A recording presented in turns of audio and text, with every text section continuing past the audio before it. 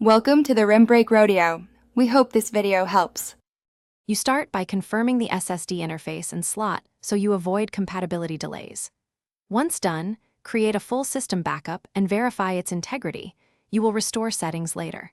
Make sure to download the operating system installer and the SSD firmware now, then write the installer to a USB at least 8 GB. While the USB writes, power down and ground yourself. Installing hardware is quick, but you want steady hands and the right screws ready. You power up and install the drive. Mount the SSD firmly and connect the appropriate cable or slot. Then boot into the OS installer and immediately enter BIOS or UEFI to set the boot mode. Choose OSI for SATA or enable NVMe support.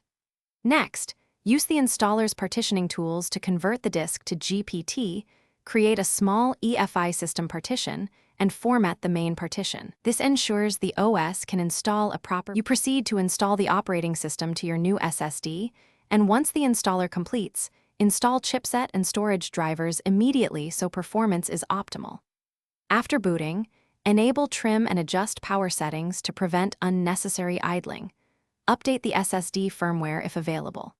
If the system does not boot, check the BIOS boot order and ensure UEFI mode with the EFI partition is selected. Make sure the SSD is properly seated and cables are secure.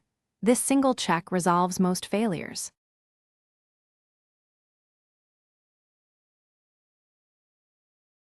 Thanks for watching.